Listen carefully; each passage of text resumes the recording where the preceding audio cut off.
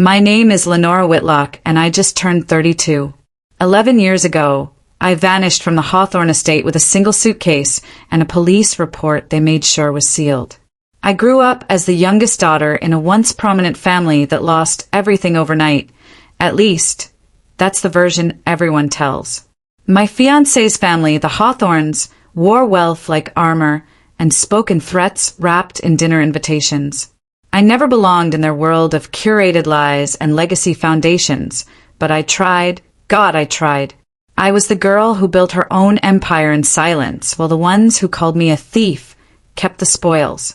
Now I'm back, dressed like a failure, bankrupt on paper, invisible by design. And the first thing I heard when I stepped onto their marble floors was, "She doesn't know we own everything that used to be hers." Cut to Black Range Rover rolling through the front gate of Renmore Hill. The iron gates groaned open like a warning. I hadn't been here since I was 21. The hedges were manicured to military precision. Statues of hawks lined the path like they were watching me return to the scene of a crime. My crime, being smarter than they expected. The security booth buzzed. A man I didn't recognize leaned out. "Ma'am, do you have an appointment?" I smiled like a woman 2 payments away from a cheap motel. "I used to live here." He scanned a clipboard. "Name?" "Lenora Whitlock." His hand froze. His voice tight. "You're not on the list." I stepped out of the car, slammed the door. "I don't need a list to visit my own home." "You don't own this property, Ms. Whitlock." I didn't say I did. We stood in silence. The Hawthorne logo was on the sign behind him. Not the family crest, I remembered. Not my father's name. "You can't go past this point," he said again, hand drifting toward his belt, not a gun but a walkie. I didn't move. Not yet. The main house stood on the hill beyond the gate, bathed in winter light, as hollow and cold as I remembered. Only one wing had its lights on. You ever wonder what happens when someone who's been buried alive comes back? I asked quiet. The guard blinked. "Ma'am." I smiled, softer this time. "Never mind." I turned, walked back to the car. The trunk had a single duffel bag, a cracked laptop, a flash drive tucked in my boot, 3 burner phones, one identity I'd paid to erase, one I'd paid to build. I drove 5 blocks down before pulling into a gas station. The parking lot was empty. I killed the engine, pulled out the rental's glove box, a file, photos, documents, transfer of title, witnessed by a notary who didn't exist anymore. A forged signature. Mine. They didn't even try to make it look real. I laughed once, sharp. Then I lit a cigarette and crushed it out before it burned. They think I'm broke. They think I've been living under a rock. They think I'm too far gone to be dangerous. And they're almost right. Almost. 11 years ago, they told the world I was a hacker. Said I breached Hawthorne Industries' internal servers. Said I cost them millions. The media called me a cyber sociopath with a grudge. The truth? I built the encryption system they blamed me for cracking. They needed a scapegoat. Someone disposable. I was the fiancé. I was the poor girl with a dead father and a mother lost to dementia. I was easy to erase. But here's the thing about being erased. Eventually, you learn to write your name in blood. The first stop was always going to be the ballroom. The Hawthornes were hosting a charity gala tonight for digital futures. Irony was bleeding out of their PR flyer. A fundraiser for internet security. No one knew I was back. Not yet. The dress I'd chosen was 3 seasons out of style, thrifted, barely zipped. My heels clicked against marble as I stepped into the grand hall. Chandeliers like frostbite.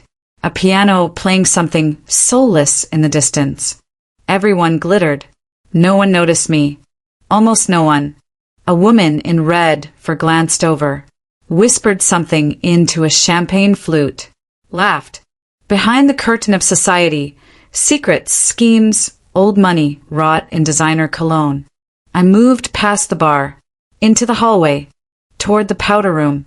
2 women inside, not noticing me. I'm telling you, the blonde hissed. Genevieve's pissed she's back. Lenora, the other asked. Who else? She thinks we don't know she crawled out of the woodwork. A pause. She doesn't know we own everything that used to be hers. I stepped out of the stall, smiled at them. They froze. Pale. Nice dress, I said. Saks clearance rack. I walked past them without waiting for a reply. Out the door. Into the main ballroom. My heartbeat was steady. I left with nothing. Now I'm back with everything, except mercy. The air inside Renmore smelled like money and panic. Champagne sweat. Velvet rot. I walked past the powder room, straight into the east corridor, where the oil paintings hung too low and the marble glared like a confession. I knew where I was going. Left at the broken cherub statue. Up the service, stairwell. 3rd floor. Guest wing. Every click of my heel echoed louder than the last. I wasn't invited. I wasn't expected. That made me dangerous. Truth is like electricity. Once it arcs, it burns everything between. Room 312. I paused. Inside, muted voices. I knew that cadence. The family lawyer, Ronald Deming, voice like a flatlined EKG. And Genevieve Hawthorne. Still queen. Still venom in pearls. Heirs don't matter, she said sharply. What matters is who controls the records. I leaned closer. Everything is moved into AMC Holdings. Full insulation. The Whitlock Trust was dissolved years ago. Silence. Then Deming low. And Lenora? A pause so long I counted 3 heartbeats. She's not our concern, Genevieve said. Not anymore. She was right. I wasn't their concern. I was their consequence. I stepped back before they heard the creak. Cut scene. Downstairs, I found the ballroom again. It shimmered with lies. I spotted Bash across the room. He looked older, hardened, like wealth had aged him faster. He was in conversation with a woman I didn't recognize. Sharp suit, tablet in hand, red nails like blood dipped in glass. I approached the bar, ordered water. You sure? The bartender asked. You look like you need something stronger. Water's fine, I said. Tonight's already on fire. He gave me a look, but didn't press. Cut to the woman with red nails walking toward a side hall. Bash followed her. I followed both. I slipped behind a curtain into the dim corridor. They were talking fast. Financials. Transition plans. Something about filings. Then I heard it. AMC Holdings has full ownership. Whitlock IP, patents, the estate, all of it. I stopped breathing. All of it. Bash asked. The woman tapped her tablet. Everything that was in Lenora's name is now in ours. Bash didn't respond. She added, We couldn't have done it without your approval signature from 2014. You remember that, right? Silence. Then Bash. I thought it was for the foundation. A beat. Then her voice colder. You thought wrong. I took a step back too fast. The curtain shifted. Bash turned. Saw me. His mouth opened. Len. I was already gone. Outside. Into the frost-bitten garden. Statues of lions with hollow eyes. Moonlight slicing across the marble like a scalpel. My hand shook. Not from fear. From clarity. There's a kind of rage that doesn't make noise. It crystallizes. You signed it, I whispered. You handed them my future like it was a dinner receipt. My phone buzzed. Unknown number. Text only. We need to talk. Tonight. He lied. I can prove it. Meet me at the dock behind Whitlock Foundry. 11 p.m. No name. No emoji. No second message. Cut scene. 11 p.m. Whitlock Foundry. The ruins of everything that once carried my name. The building was boarded up. The dock rusted. River black as oil. A figure stepped from the shadows. Or Ian Carlyle. Last I heard he was disbarred. drunk, buried in debt. Tonight he looked sober, alive, ready for war. He handed me a folder, unmarked. Everything you need, he said. They never deleted the paper trail. I opened it. Page 1. Transfer of ownership. Notarized. Dated 2014. Signature, Lenora Whitlock. Forged. Sloppy. Page 2. Asset movements. Shell companies. AMC Holdings as the endpoint. Page 3. A scanned letter from my father to Genevieve.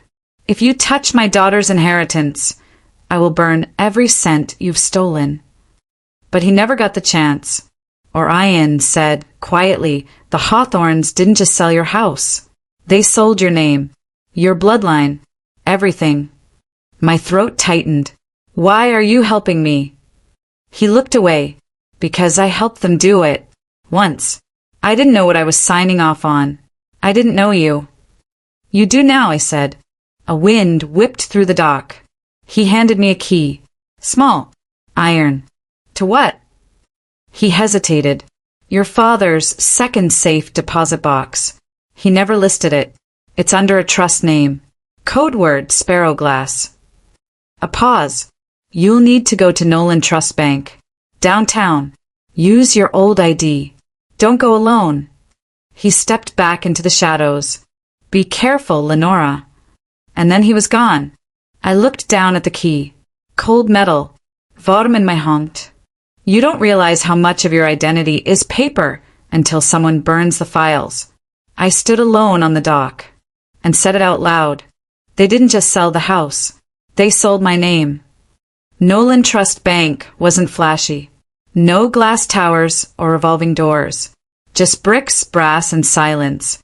The kind of silence that knew secrets better than vaults ever could. I walked in with a scarf low over my face. Dark glasses despite the gray morning. I looked like a ghost haunting her own story. Can I help you? The teller asked, eyes flicking over my coat. Disapproval hidden under politeness. I'm here to access box 8237, under Sparrow Glass Trust. Her fingers hovered. ID. I slid it forward. My old license. Faded. Pre-vanishing. A different girl staring back.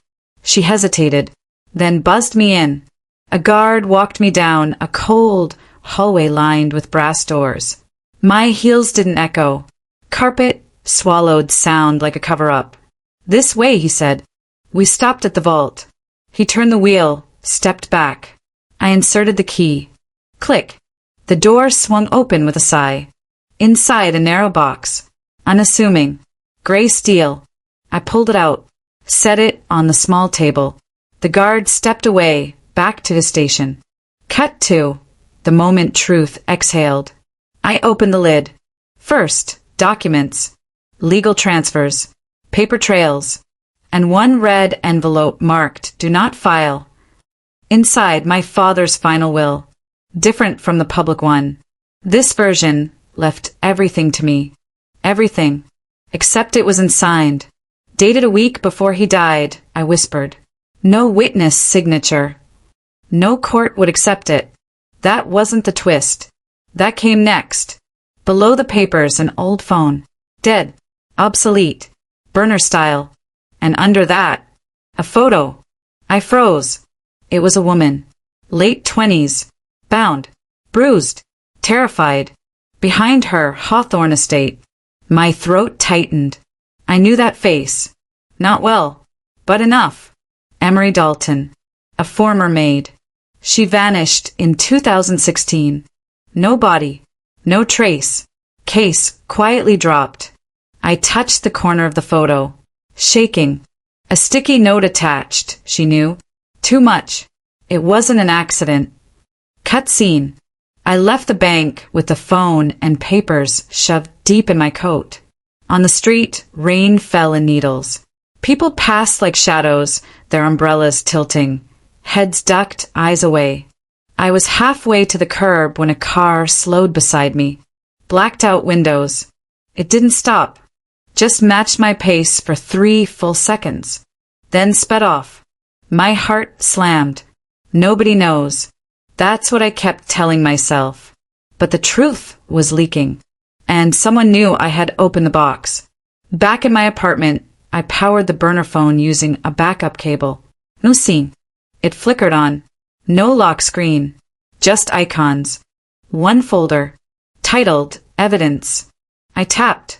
Videos. Files. Photos.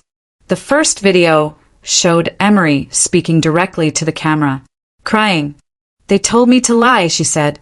Said if I didn't I'd disappear like Alex did. I don't want to die. I just want someone to know what they did. Cut to black. My stomach turned. I opened the second file. Security cam footage. Dated the night she disappeared. Time-stamped 1:03 a.m. It showed Emery running through the East Garden. Then, jerked backward. A figure followed. Male. Tall. Hoodie. I hit pause. Zoomed. The camera was low-res, but his profile was clear. Bash. I dropped the phone. Couldn't breathe. You don't know who you love, I whispered. Not until you see what they do when no one's watching. I grabbed the envelope. If this got out, AMC would collapse. The Hawthorns would fall. And Bash. He'd go to prison. I picked up the phone again. Started copying the folder to a drive. Mid-transfer. Phone buzzed. Not a call. A message. Unknown sender. Just 4 words. Stop digging. Or disappear. I didn't sleep. I watched the door. The window. The reflection in the microwave. Every sound had a shape. Every shadow leaned too close. By dawn, I'd made the decision people make when fear runs out of room. I was done hiding. I called Orion at 6:12 a.m. One ring. He answered like he'd been awake all night too. They're watching, I said. I know, he said. That's why we move first. Cut scene. We met at the old greenhouse by the river docks. Broken panes. Rusted frames. The smell of rot and wet soil. The kind of place secrets liked. Orion handed me a thick envelope, sealed with red tape. Copies, he said. Everything that never made it to the county recorder. What am I looking for? I asked. Patterns, he said. Once you see them, you can't unsee them. I broke the seal. Property seizures. Trust dissolutions. Asset transfers routed through shell nonprofits. Same signatures. Same notary stamps. Same law firm. Different families. Same ending. They didn't just come for you, Orion said. They perfected it on others. I flipped to the back. A map. Dots across the county. Clusters near the river. One dot blinked in my head. My father's house. I want to go back, I said. Orion didn't hesitate. I'll drive. Cut scene. The Whitlock estate sat quiet under a gray sky. Officially, it was a guest house now, owned by Hawthorne Holdings, leased for charity events, tax-sheltered into oblivion. We parked 2 blocks away. I jumped the fence like muscle memory, never left. The grass still knew my feet. The back door still stuck on the 3rd hinge. Inside, the air was stale. Furniture replaced. Walls repainted. But the bones were the same. Basement, I said. We moved fast. Flashlights on. Stairs creaking like they wanted to scream. The basement smelled like damp paper and old oil. The breaker panel hummed. A single bulb flickered. I scanned the walls. Then I saw it. A hairline seam behind the water heater. I pressed. The panel gave. Behind it, wooden stairs. Narrow. Hidden. Someone didn't want this found, Orion said. We went down. Cut scene. The room below was smaller than I remembered. Concrete walls. No windows. A desk bolted to the floor. And beneath the desk, loose boards. I knelt. Pulled them up. A metal box. Not a safe. Too crude. Too deliberate. Inside, journals. A USB drive. A manila folder. My father's handwriting stared back at me. If you're reading this, they've already moved. I swallowed.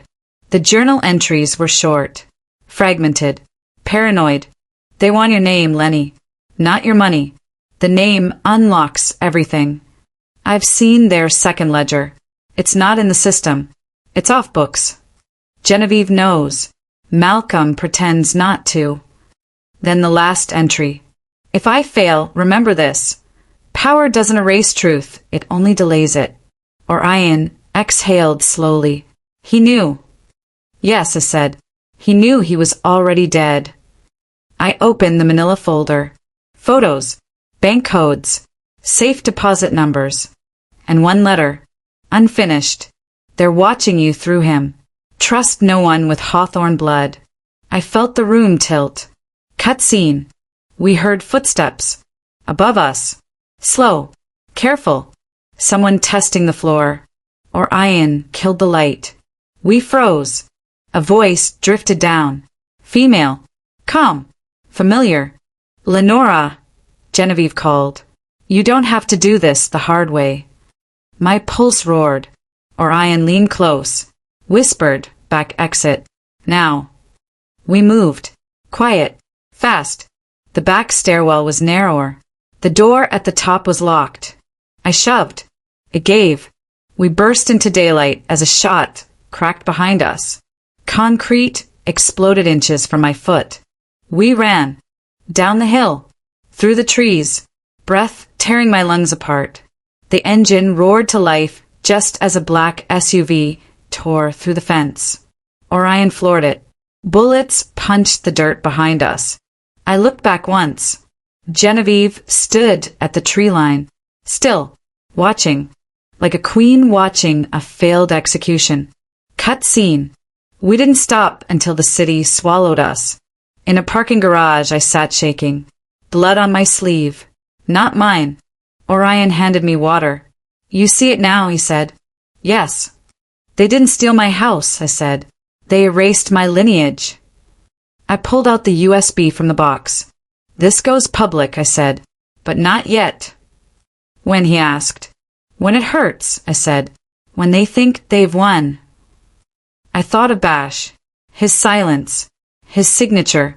People say the past is dead. That time buries everything. They're wrong. The past waits. And when it comes back, it doesn't knock. At the hospital for my daughter's broken bone, a nurse slipped me a note. Check the camera.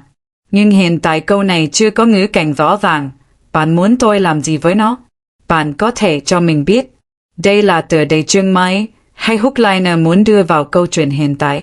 Bạn muốn mình viết cảnh mở đầu, kết thúc, hay phát triển thành đoạn văn truyện? Câu này thuộc ngữ cảnh nào? Thriller, drama, suspense. Ví dụ bạn định. Kim cương xanh dương nhỏ viết một đoạn truyện theo hookliner đó. Kim cương xanh dương nhỏ hoặc dùng nó làm đề bài để viết đoạn văn thú vị. Kim cương xanh dương nhỏ hoặc gắn nó vào câu chuyện Lenny Quy Tắc đang viết. Trả lời nhanh một điều. Bạn muốn mình viết ngay đoạn truyện tương ứng với hookliner đó theo phong cách thriller không? Nếu có, hãy xác nhận. Backhand index pointing right, yes. Write the story based on that hook line. Hoặc nếu bạn muốn chỉnh sửa tiêu đề, trình bày vui lòng nói rõ. Mình sẵn sàng viết ngay. The ballroom at the Crescent Hall shimmered with false gold. Chandeliers hanging like nooses. Waiters moved like shadows, trained not to look. Every smile here came with a dagger beneath it. AMC's charity gala. Bash at center stage. Genevieve at his side. The king and queen of polished poison. I stood at the balcony above. Black dress. Gloves. Masked but not hiding. My heart beat like war drums. Are you sure? Orion's voice crackled in my earpiece. They started this, I said. We just end it. I gripped the USB. 3 drives. Synced. One to the reporters in the room. One wired into AMC's PR screen. One tied to a timed online drop. Programmed to go live if I went silent for more than 20 minutes. Insurance. Not hope. Just insurance. Hope is what they stole when they killed Emery. Hope was the casualty of greed. Orion whispered, all it takes is one signal. Then light the match. Cut to the ballroom screen flickering. Guests murmured. A video crackled to life. Emery Dalton's face filled the room. Tears, bruises, fear. They made me lie. Please, if you're watching this, I didn't run away. Gasps. Some stood. Others froze. Then the second clip. Security footage. Bash's silhouette dragging her through the garden. Silence shattered. Panic bloomed like wildfire. Bash shouted, "Turn it off! Cut the feed!" Too late. Screens flooded with spreadsheets, emails, internal AMC memos, sealed court documents, fake loans, land grabs, fraud, my father's hidden will, the true ledger. Then one final file, Genevieve, recorded 2 weeks ago, her voice cold as iron. If Lenora talks, make it look like an overdose. Like Emery, like Malcolm. No more loose ends. The ballroom exploded. People screamed. A man lunged at Bash. Someone smashed a glass. Cameras flashed. Sirens howled outside. Orion grabbed my arm. "We move. Now." I nodded. We ducked down the side stairs. Smoke already billowing from triggered alarms. Red lights strobed like guilt catching up. Outside, police swarmed. Unmarked cars. Tactical vests. One agent locked eyes with me and nodded once. "Lenora Whitlock?" he asked. "Yes." "You're safe now." I wanted to laugh. Or collapse. But I nodded. "I have one condition," I said. "I testify. But it goes public. All of it." He looked at me for a beat. "Done." Cut scene. 6 weeks later, the courtroom was colder than the estate had ever been. Bash sat shackled. Genevieve silent behind her lawyers. I took the stand. I didn't tremble. "I was never the broken one," I said into the microphone. "I just didn't fit their mold. So they buried me alive and called it mercy." I looked right at Bash. "You buried too many." Cut scene. The headlines ran for months. AMC collapses under scandal. Genevieve Hawthorne charged in multi-million fraud scheme. Bash Whitlock to face trial for unlawful death. My name was everywhere. But for once, it wasn't a curse. I bought back the house. Not to live in. To level it. Some things weren't meant to be rebuilt. But I kept one room intact, the basement. A reminder of what happens when silence wins. And what it takes to break it. Orion met me there on the last day. "So what now?" he asked. I looked at the sky. Winter coming. "People like them think they own time," I said. "They forget truth waits." He smiled. "You ever gonna stop fighting?" "Maybe. After I burn their name from every page they bought." Final cut. I opened a foundation in Emery's name. Funded whistleblowers. Protected the next girls like her. Sometimes justice isn't loud. It's slow. Like roots cracking concrete. You just have to keep pushing. People used to say I was too quiet, too soft. Now they say she came back from the dead and took everything with her. But I didn't want revenge. I wanted truth. And some days, that's even more dangerous. Because truth doesn't knock. It breaks in.